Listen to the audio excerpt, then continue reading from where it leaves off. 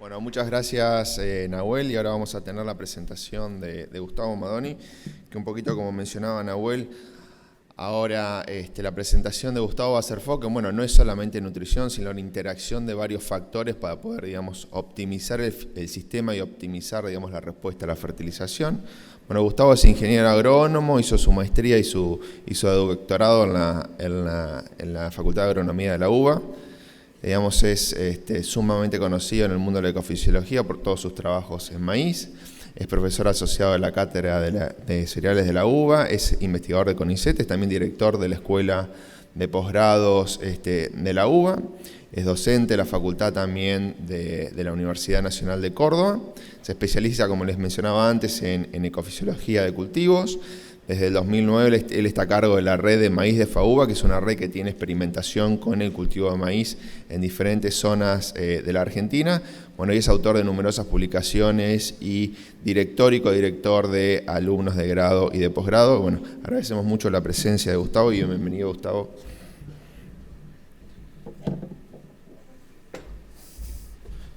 Bueno, muchas gracias, no sé si se escucha. Bueno, primero quiero agradecerle a toda la gente que está sentada acá desde las 9 de la mañana. Esto es eterno, parece Titanic, estamos exactamente igual, todavía no chocamos con el iceberg, nos falta un montón. Así que, no sé si ustedes cuando ven Titanic, yo siempre arranco desde que choca. Y resulta que me comí como una hora entera de la película. Y acá estamos más o menos igual.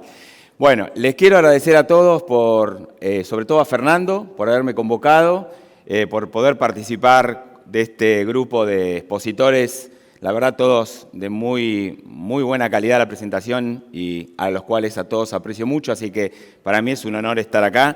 Y voy a tratar de que no se me duerman, por eso me voy a mover bastante, me odian los que me filman porque voy de un lado para el otro. Quería que se paren y tomen aire, pero dije no voy a abusar de la bondad que me tienen y el cariño que pueden tener para que se me despierten, porque deben estar. Yo ya estaba dormido a esta altura, les soy sincero. Pero bueno, vamos a tratar entonces de avanzar. A mí me mandaron al final, como para cerrar, y cerca del mediodía, donde hay hambre, así que si vos que te haces el gracioso, por ahí los despertás, anda al final. Yo creo que tenía que haber estado antes, porque la estructura del cultivo, que vamos a ver ahora, es una decisión que se toma previa a la nutrición y que va a tener mucho impacto en la generación del rendimiento. Entonces lo que vamos a ver, y espero darme cuenta para dónde va esto, ahí, esta ya la vieron, simplemente lo que voy a agregar acá, es cómo se insertan las prácticas de manejo en lo que es la definición de los distintos niveles de rendimiento. Como dijeron anteriormente, y como el público se renueva, como dijo creo que José, pero también tomó las palabras de Chiquita Legrand, el rendimiento potencial es el máximo que se podría alcanzar, ¿no es cierto?, limitado por los niveles de radiación y temperatura, y para una determinada genética. Todo el mejoramiento genético lo que hizo fue incrementar los rendimientos alcanzados, y eso cuando uno compra una genética ya queda sujeto a un rendimiento potencial. De hecho, algunas de las simulaciones que vamos a ver están hechas con una genética vieja, pero lo importante es que para esa genética haber tendencias con las otras prácticas de manejo. Y entonces, además, otra cosa importante a tener en cuenta es que esos rendimientos potenciales van a cambiar con la localidad y dentro de la localidad con la fecha de siembra, porque lo que estamos moviendo entre localidades y entre fechas de siembra son los niveles de radiación y temperatura que los cultivos pueden alcanzar. Por otro lado, el limitado por agua, que es más del 90% de la producción nacional de maíz se hace no regada, va a estar definido, una vez que definimos un potencial, por lo que va a ser el balance hídrico del cultivo. Y en eso también tiene que ver, entonces, para la misma localidad, qué pasó con el registro de lluvias, ¿sí?, cómo fueron repartidas, cuál es la situación inicial del cultivo respecto a la reserva de agua y además como algunas combinaciones de otras prácticas de manejo como pueden ser los sistemas de labranza y cómo está inserto el cultivo dentro de una rotación, afectando con esto la dinámica de agua para el cultivo. Y ahí es donde aparece la primera brecha, que sería la brecha entre el rendimiento potencial y el potencial limitado por agua, pero normalmente en esta presentación hay algunos ejemplos, pero le vamos a dar más importancia a la otra brecha, y es la que nos pone un escalón por debajo a nivel de rendimiento, y es la que es atribuible a otras decisiones de manejo, como lo que explicó recién Nahuel, a la parte nutricional, ¿sí?, pero también a la influencia, por ejemplo, de componentes bióticos, y además todo lo que tiene que ver con, por ejemplo, la estructura del cultivo a través de la elección de la densidad de siembra. Muy bien, dicho esto entonces, vamos a entender qué es la estructura del cultivo y por qué nos importa como concepto. Porque la estructura del cultivo es la responsable de capturar los recursos por parte del cultivo, tanto aéreos como edáficos, transformarlos en materia seca y de alguna manera particionarlos a los granos. Entonces, si consideramos la parte aérea, porque a todos nos da fiaca sacar las raíces, entonces miramos siempre del suelo para arriba, lo que vamos a entender es que la estructura del cultivo tiene que ver con la forma que tienen las plantas y cómo están distribuidas esas plantas. La forma que tienen las plantas tiene mucho que ver, en primer lugar, con la componente genética. Todos sabemos la diferencia en maíz que hubo entre híbridos nuevos e híbridos viejos. Ah, no lo dije, pero yo voy a hablar de nada más que de maíz, de los otros cultivos no voy a hablar. Pero porque trabajo un poquito en maíz. Y entonces, la forma que tienen las plantas, eso ha ido cambiando, y ha cambiando cuántas hojas tienen, cómo están insertas, ahora aparecen los enanos, bueno, toda esa cuestión modifica la forma que tienen las plantas, y la elección de cuántas plantas ponemos en el terreno y cómo las distribuimos, es el arreglo espacial, es la otra componente que hace a la estructura del cultivo. Es decir, la estructura del cultivo sería esa topografía que generan esas plantas en el terreno, pero que además tiene una dinámica temporal, desde la emergencia hasta la madurez fisiológica. Y uno podría imaginar que por debajo del suelo está pasando algo parecido con las raíces, ¿sí? Y entonces, esta estructura del cultivo, si nos centramos y pensamos quizás primero en el rendimiento potencial, es la responsable de capturar radiación, porque a través del índice de área foliar, que es un valor que simplifica esa estructura del cultivo a lo largo del ciclo, se va a generar la intercepción que el cultivo va a poder generar de esa radiación día a día. Entonces, la relación, como está ahí ejemplificado, eficiencia de intercepción e índice de área foliar, esas curvas lo que están mostrando quizás es el cambio de la intercepción por una forma distinta de planta o por un arreglo espacial distinto de las plantas. Cambia la proporción que puede interceptar debido a cómo están distribuidos ese canopeo. Muy bien, una vez que el cultivo día a día va interceptando, lo que hace es transformar esa radiación interceptada, esos megajoules que intercepta diariamente, en materia seca. Y eso es lo que llamamos eficiencia en el uso de la radiación. Ahí lo tienen representado nuevamente, una relación lineal entre los dos componentes. Y ahora después les voy a explicar por qué hay dos líneas en vez de una. Y a su vez, esa biomasa en algún momento se va a particionar a los granos y la relación entre estos dos componentes normalmente es el índice de cosecha y ahora también les voy a explicar por qué hay dos líneas. Entonces, ya ven ahí que, por ejemplo, la fecha de siembra modifica la radiación incidente, la densidad junto con el espaciamiento entre hileras modifica la eficiencia de intercepción y a su vez el genotipo también puede modificar la eficiencia de intercepción según su arquitectura espacial.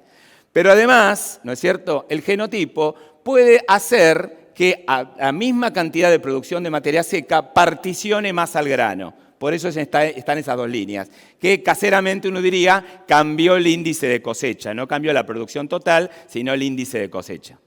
La otra cosa que puede pasar es que ahora el ambiente no sea el potencial, sino que haya una restricción, tanto por nutrientes como hídrica. Y eso hace un recalculo que vamos a hacer nosotros en la elección de la densidad de siembra y el espaciamiento entre hileras eventualmente, ¿sí?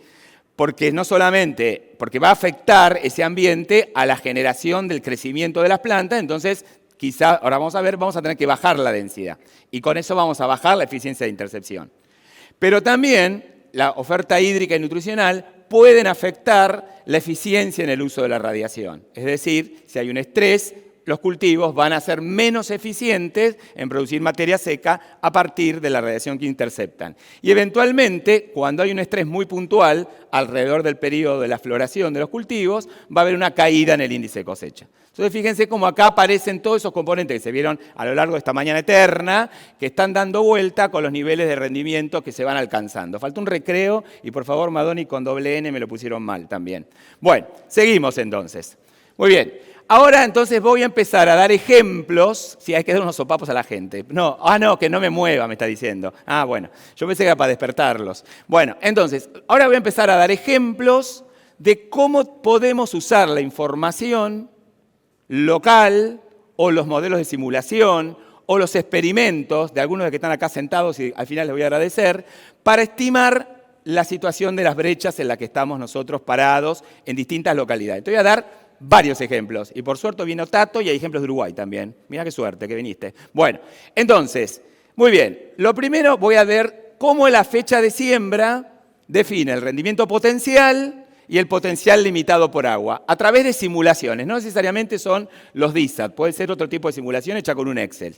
Entonces lo que vemos ahí es para una localidad como Venado Tuerto, en línea, vamos a centrarnos simplemente en, este puntero es medio complicado, señala acá, esto es el nivel de radiación solar en amarillo y en rojo la temperatura.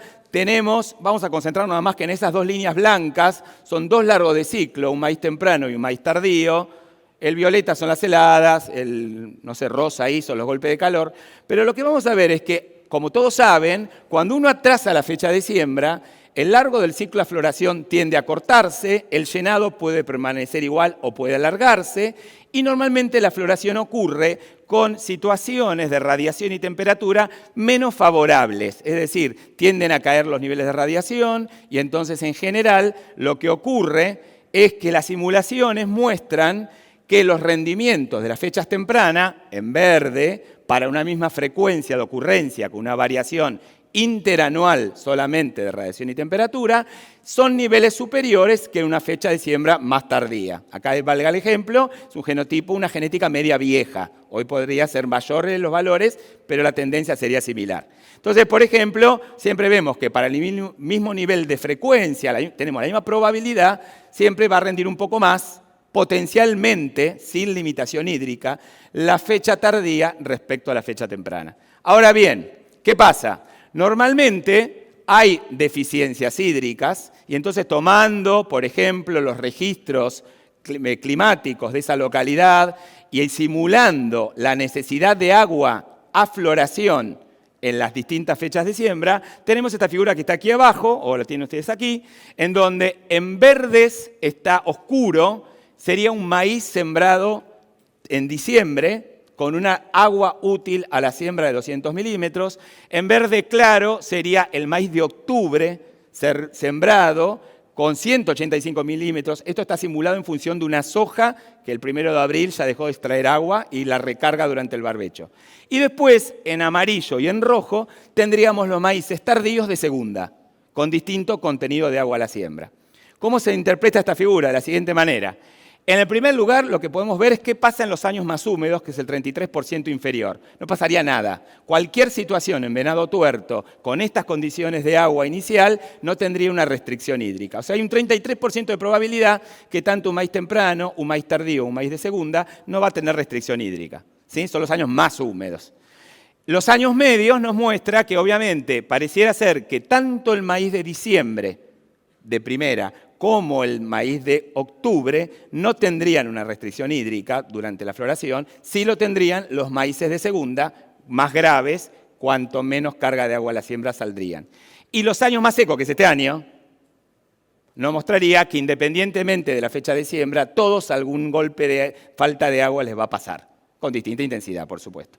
Y tomando, siempre me encanta el trabajo de Calviño, que está ahí sentado y se agarra la cabeza porque está durmiendo, lo que podemos ver es que obviamente cuanto mayor deficiencia alrededor de floración, tiene razón de dormirse, cuanto mayor deficiencia alrededor de floración va a haber, menores van a ser los rendimientos. Y esos serían los rendimientos limitados por agua, que ejemplificaba antes Pepe y también contaba Patricio. Muy bien. Ahora bien, esos son simulaciones. Lo mismo se puede ver con datos y simulaciones. Entonces, supongamos que tomamos los datos de la región central, en donde pueden ver hacia arriba, a la izquierda, las dos campanas muestran las ventanas de fecha de siembra más frecuente en esas regiones. Parezco más Phantom cuando hacía helicóptero. Bueno, en esas regiones, a la tercera agarro el otro micrófono. No. ¿Qué pasó? ¿Nada? Listo. Bueno, no sé qué pasó. Podemos ver ahí cuáles son los sitios, podemos ver los rendimientos de maíz.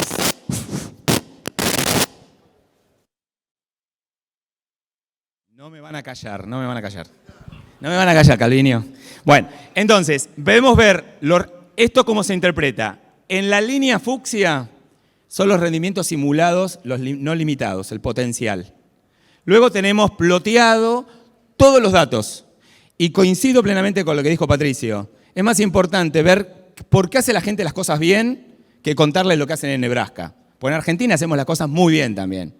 No hay que creérsela. Hacemos muy bien. Y muchas cosas en Argentina se hacen mucho mejor que en Estados Unidos. Porque hay mucha neurona metida acá, en la agronomía. Este año estamos todos medio capa caída. Pero hay muy buenos productores y muy buenos técnicos y profesionales tenemos los argentinos. Por suerte está orgulloso Patricio de haber egresado de la UBA. Lo dijo muy contento.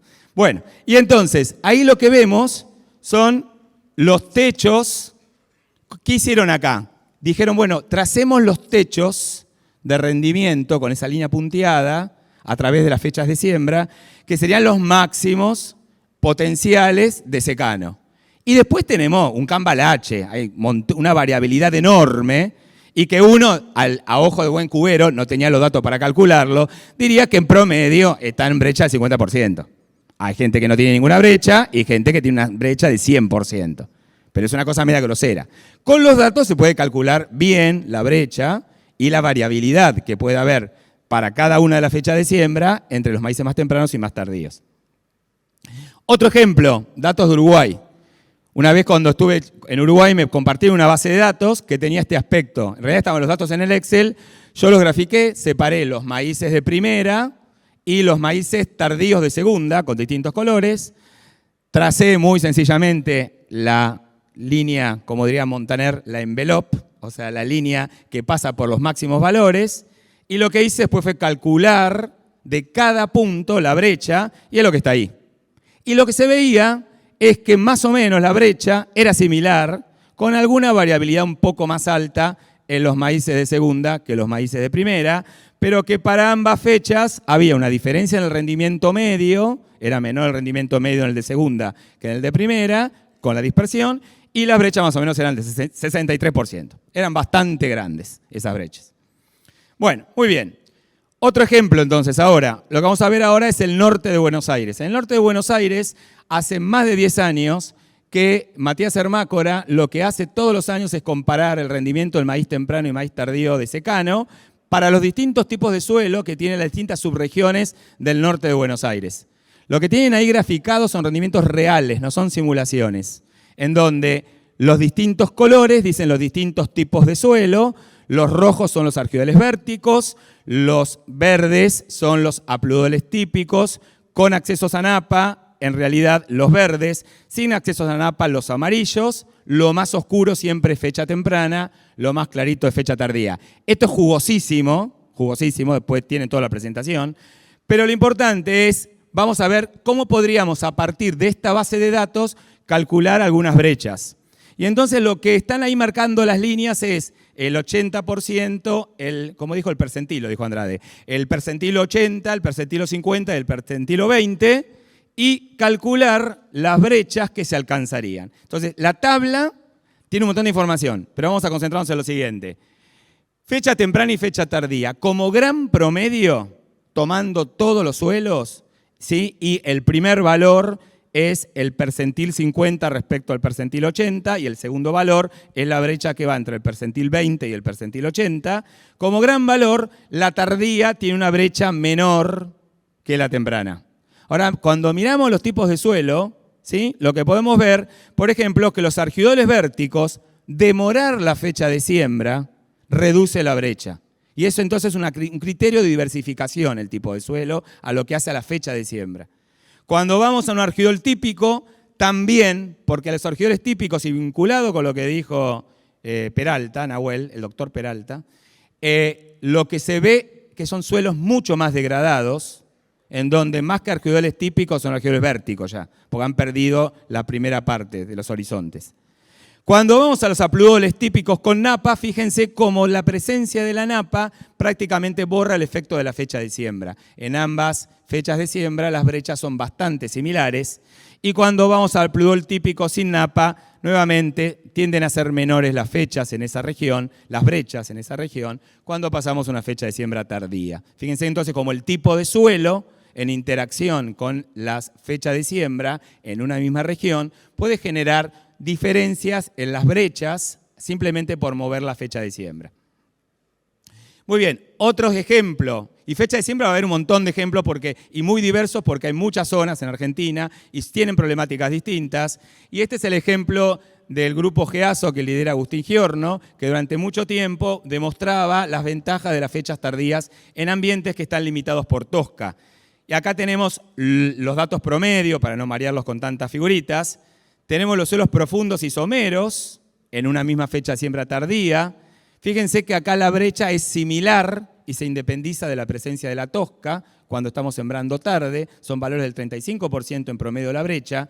Cuando vamos a la fecha de siembra temprana, la brecha siempre es menor en un suelo profundo y más somero se incrementa la brecha. Ahí muchas de las veces es decidir demorar la fecha de siembra y borrar el efecto de la Tosca en el impacto que puede tener los rendimientos alcanzados y obviamente entonces en el nivel de la brecha. Muy bien, vamos ahora entonces a pasar a otro componente, ya vimos la fecha de siembra, vamos a empezar a pasar a pensar en la densidad. Para pensar en la densidad me voy a valer de dos figuras de datos, pero me van a servir para reforzar los cálculos y explicarles la teoría de esto. La primera es la vieja figura del libro rojo, que por suerte ya tenemos libro nuevo, de maíz, de Fernando Andrade, en donde mostraba los rendimientos y la densidad para tres ambientes distintos.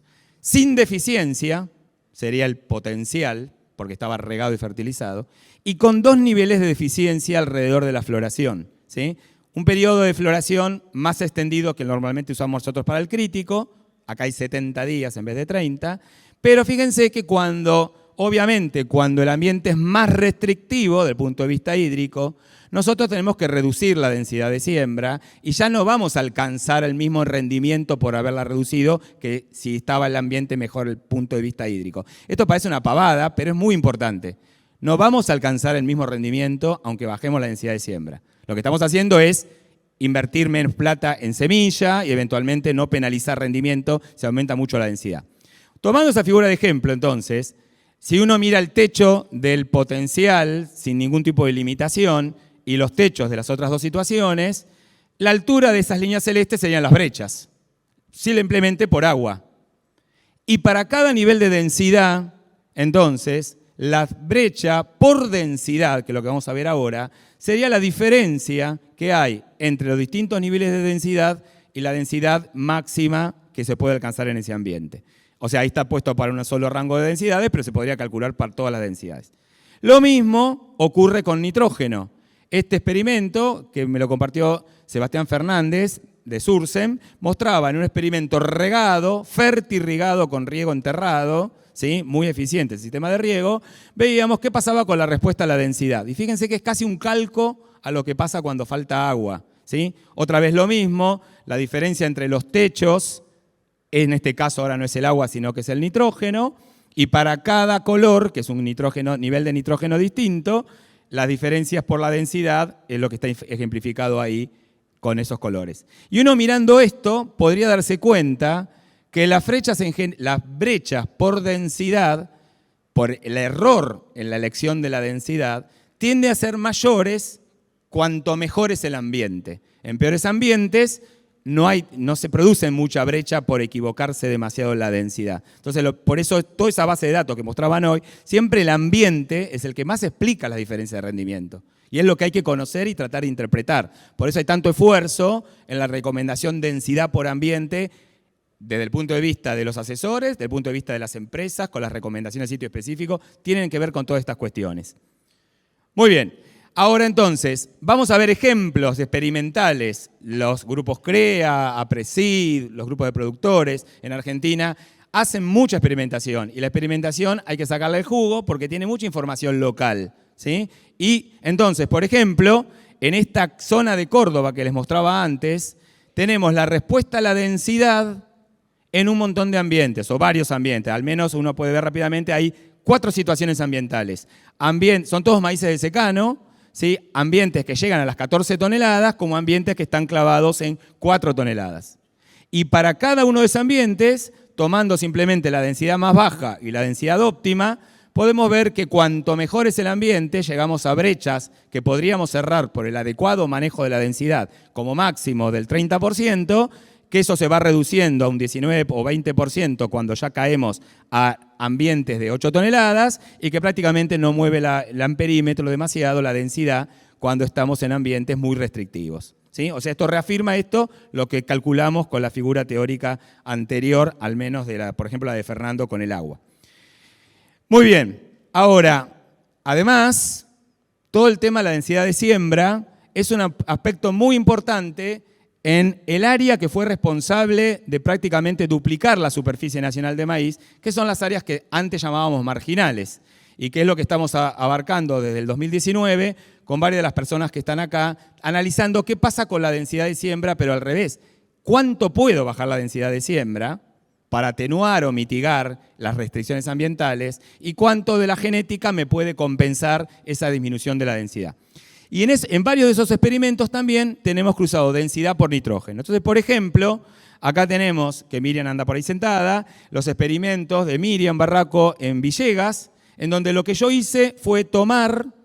Es buenísimo ese lugar para hacer experimentos, porque tenemos 3 tipos de suelo y podemos hacer las 2 fechas de siembra. Sacamos 6 experimentos, si no se nos seca, como este año Miriam alguno, sacamos 6 experimentos por año. Así que muchas gracias, Miriam.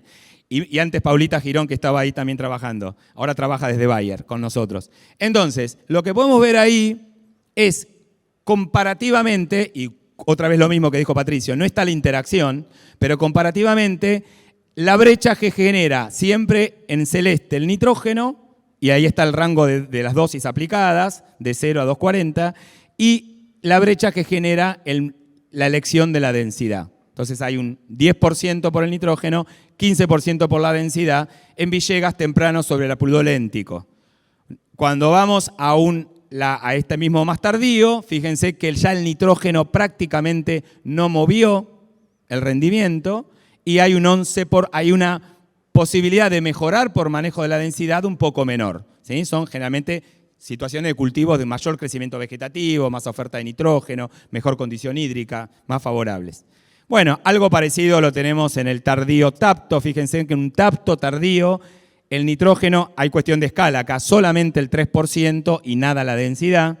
E incluso cuando lo sembramos temprano tenemos hasta penalidades por pasarnos de rosca con la densidad o pasarnos de rosca con el nitrógeno, ¿no?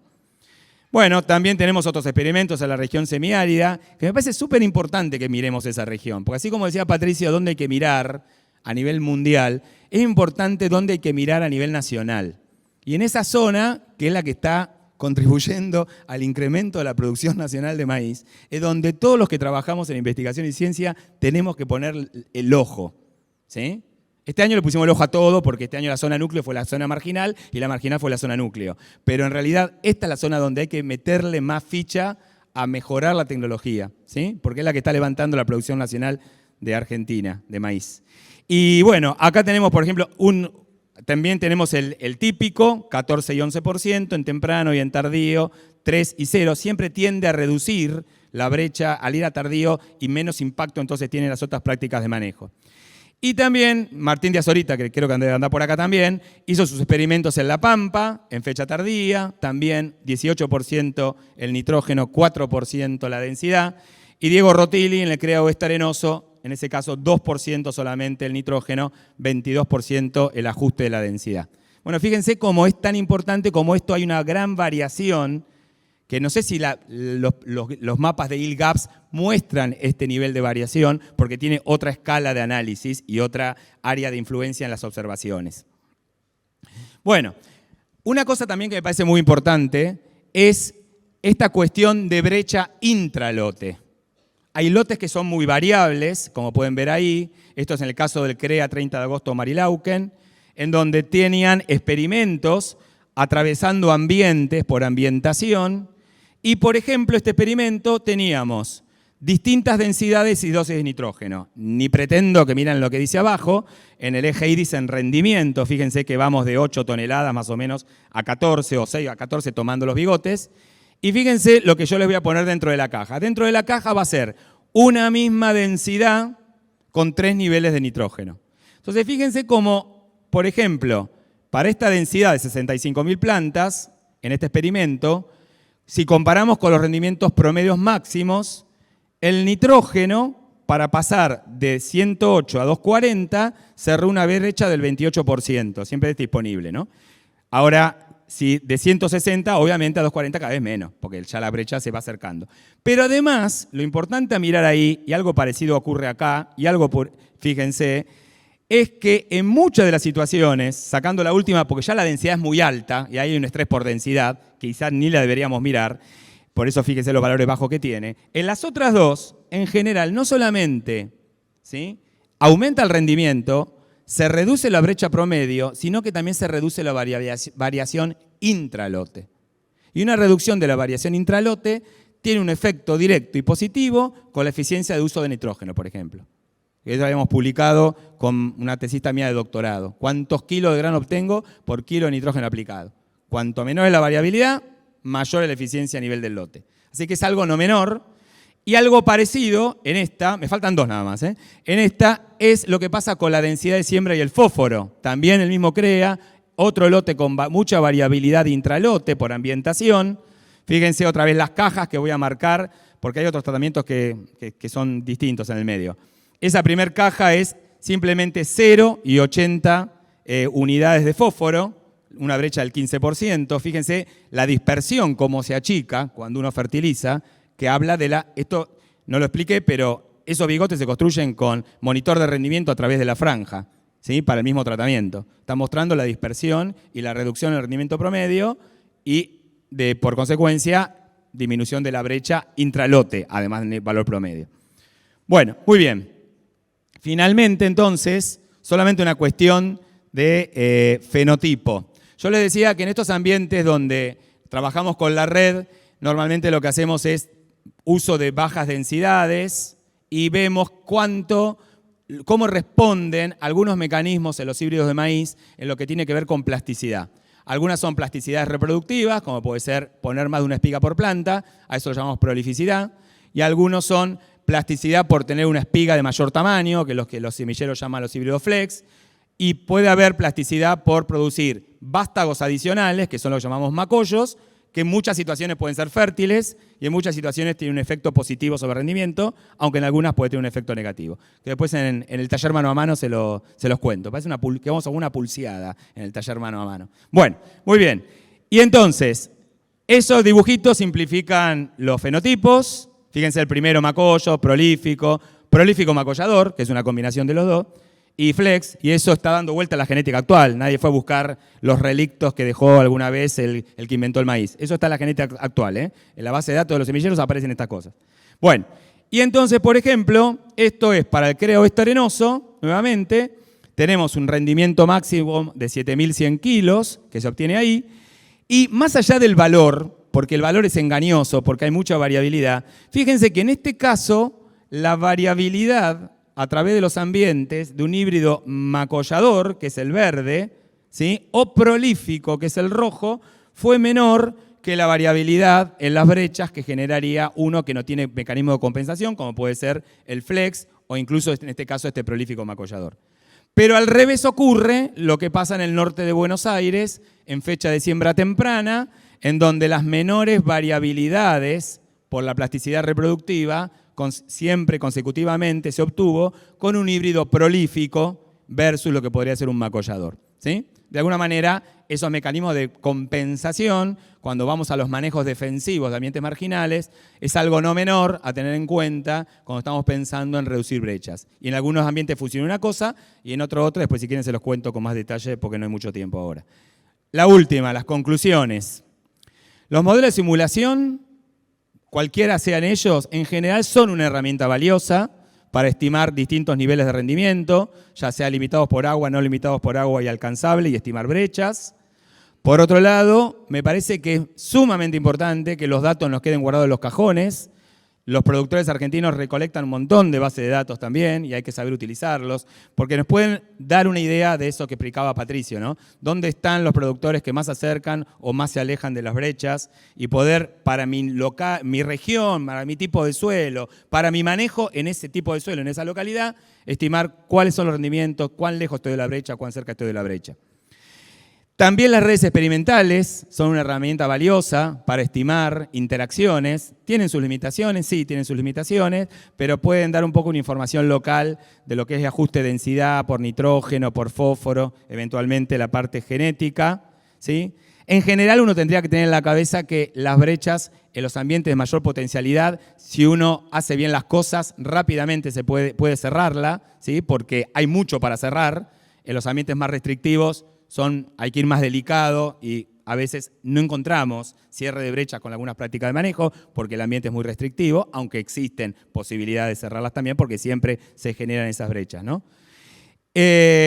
La otra cuestión, mensaje que me gustaba dejarles importante es que quienes trabajan con monitor de rendimiento tienen un montón de información, porque el lote, si es muy variable, es un montón de ambientes y no hay que trabajar con el valor promedio, sino que hay que variar, no solamente decir, bueno, tengo la tecnología, sino sacarle el jugo y puedo entonces encontrar ahí una información que a veces no le prestamos atención, ¿sí?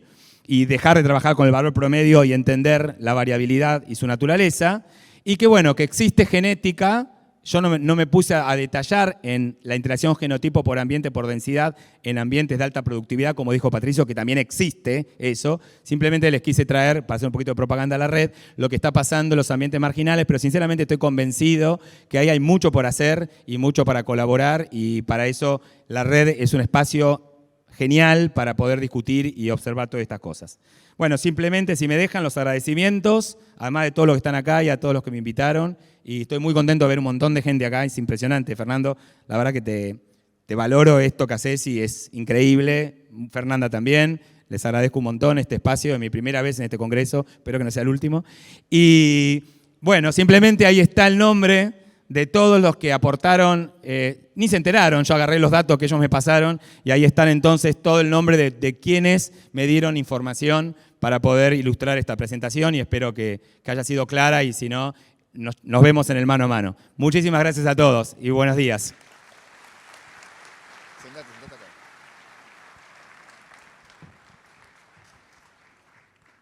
Bueno, muchas gracias a todos. Los llamo a Nahuel y a José para que se sumen. Primero avisarles, dos parroquiales. Una, les pido por favor que permanezcan todos en la sala porque tenemos un anuncio bastante importante para hacer después del intercambio con los participantes.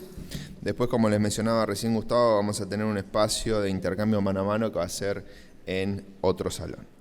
Bueno, yo la tenía, digamos, para que podamos interactuar con cada uno de los... ¿Se voy a acercar?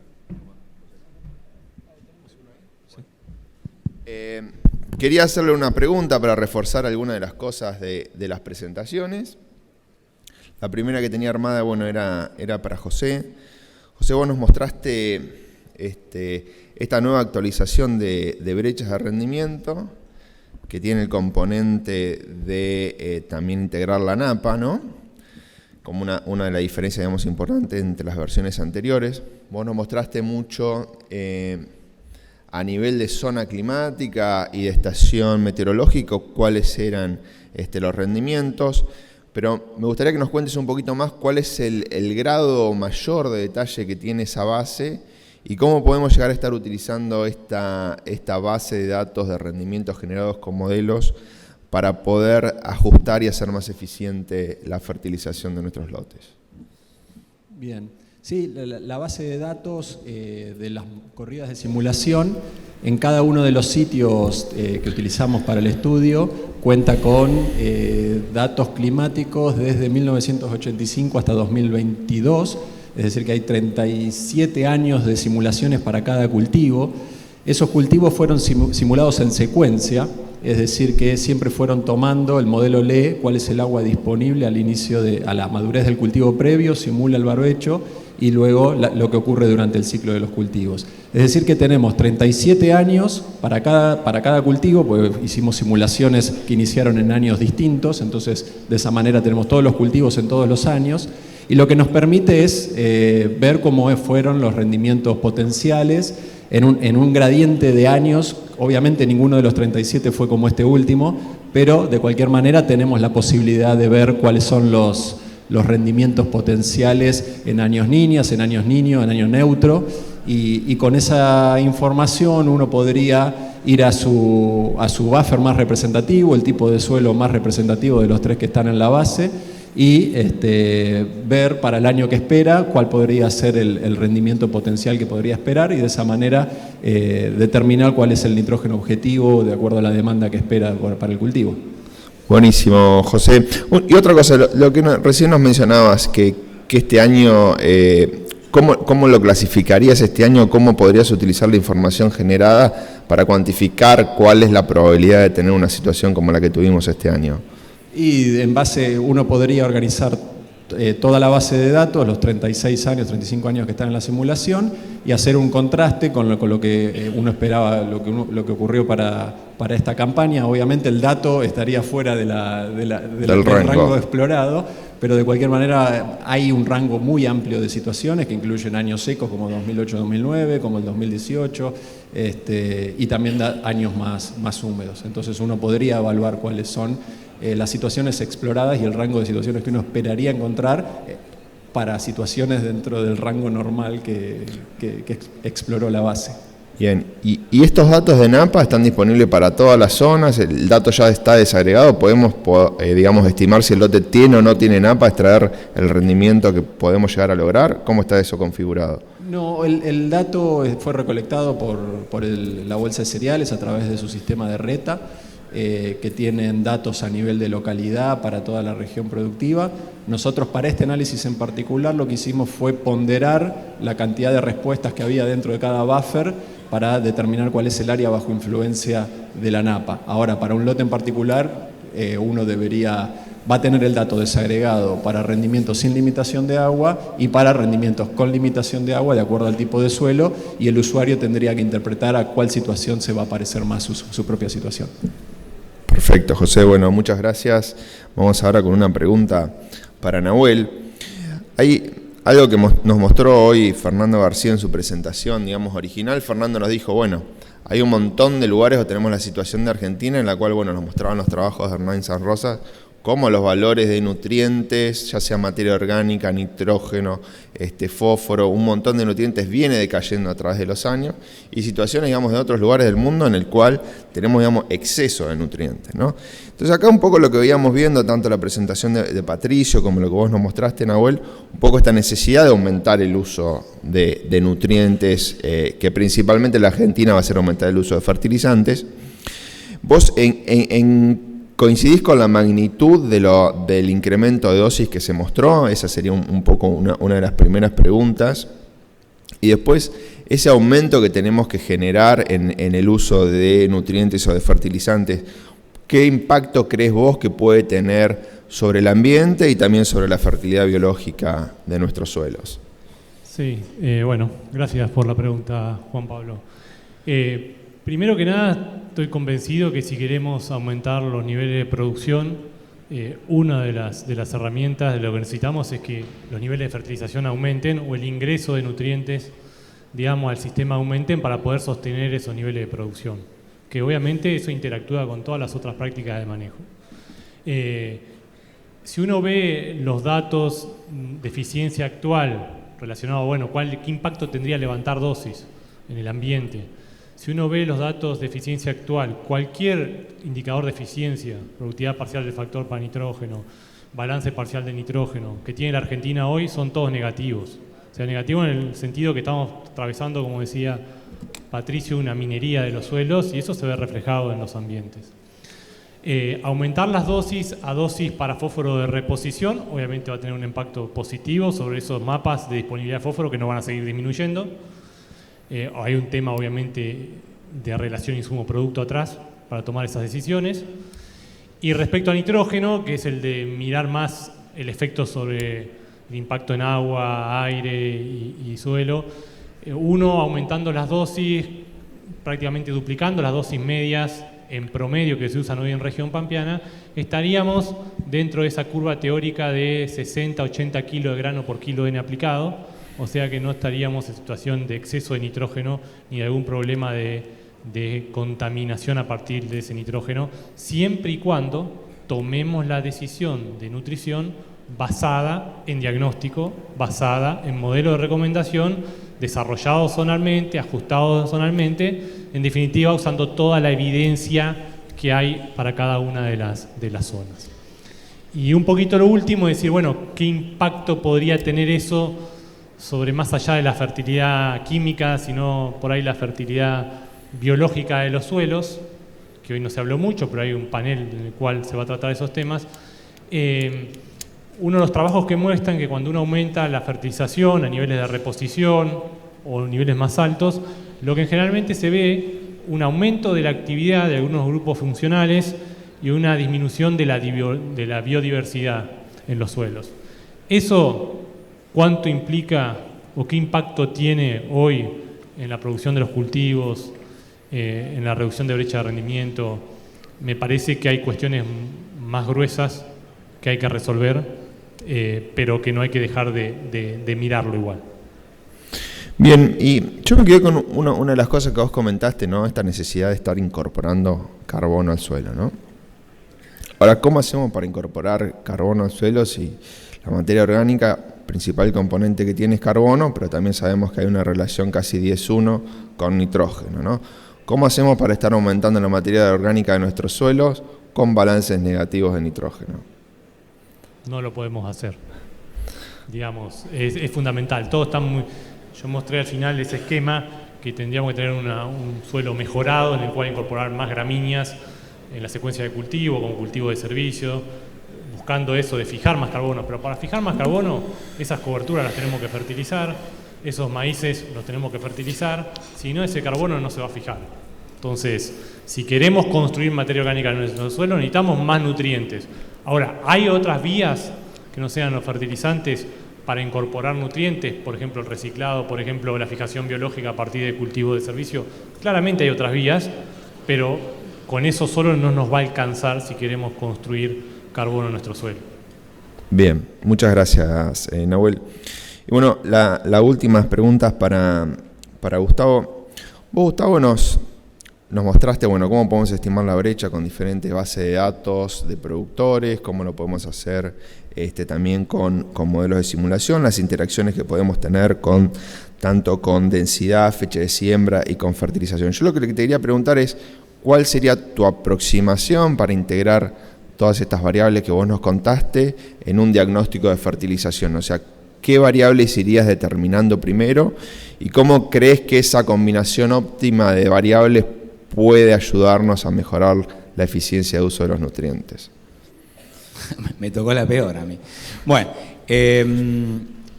a mí me parece que lo que me preocupa un poco del panel de la mañana son varias cosas, ¿no? ¿Y qué tiene que ver con eso? Primero es el 30% de la gente hace diagnóstico de suelo a ver cómo está parado. Y eso ya es terrible, porque ni sabemos lo que estamos parados. O sea, hay todo un diagnóstico que hace Nahuel de balances negativos, pero de la gente que con suerte midió el nitrógeno de la siembra. Pero el 70% de la gente no lo hace. Por otro lado, hay algo que no se habló, y es la eficiencia de incorporación de los fertilizantes. Cuando uno mira los experimentos que hace de fertilización que teníamos, y acá le tengo que dar la derecha al grupo que colabora tan activamente con la red, y siempre hemos trabajado juntos con Octavio, Ricardo, que están por ahí sentados, con la tesis de Nicolás Maltese, veíamos, incluso con la tesis de Martín Parco en Buenos Aires, veíamos que las eficiencias de captura del nitrógeno absorbido que uno aplica, con suerte logra el 50%. Y eso es algo que me parece que es muy importante, por un lado, o sea, diagnóstico, porque queremos construir una recomendación de fertilización. Primero nos falta medir la temperatura al chico a ver si tiene fiebre o no tiene fiebre, y eso no lo estamos haciendo.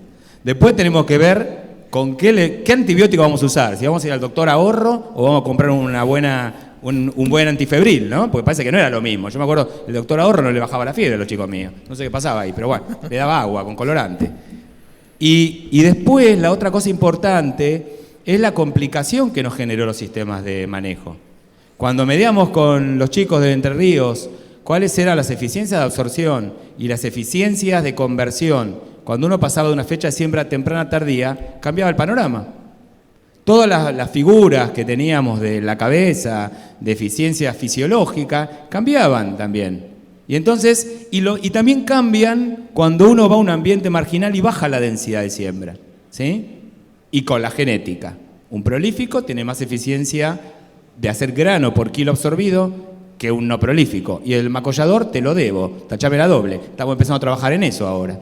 Entonces a mí me parece, Juan Pablo, que tenemos bastantes pendientes, tenemos mucho por trabajar, interpretar. Los modelos de simulación no simulan la economía del nitrógeno de los maíces tardíos, por ejemplo. Y el nitrógeno, más o menos, las rutinas del nitrógeno. ¿Sí? Sí, por eso, perdón, Gustavo, pero rescato lo que vos decías, ¿no? Esta idea de complementar estimaciones que se hagan con modelos de simulación y también con fuertes bases de datos a campo, exactamente. ¿No? Y incluso, viste, revisitar leyes que están atrás de las recomendaciones de fertilización, hasta te diría las curvas de dilución del EMER.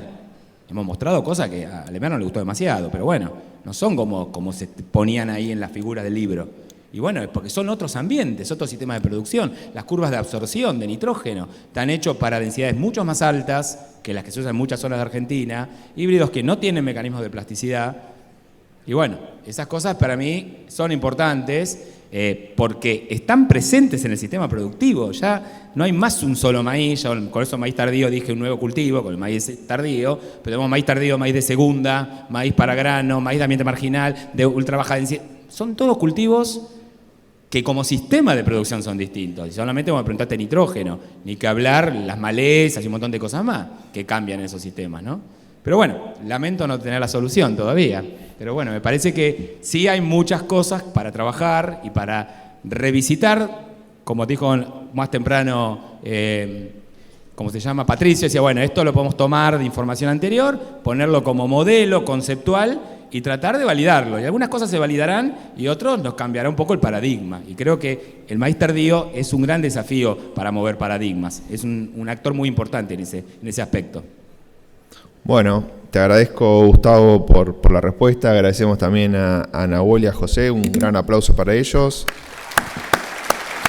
Y bueno, ahora daríamos lugar a algunos anuncios que tiene para hacernos Fernando.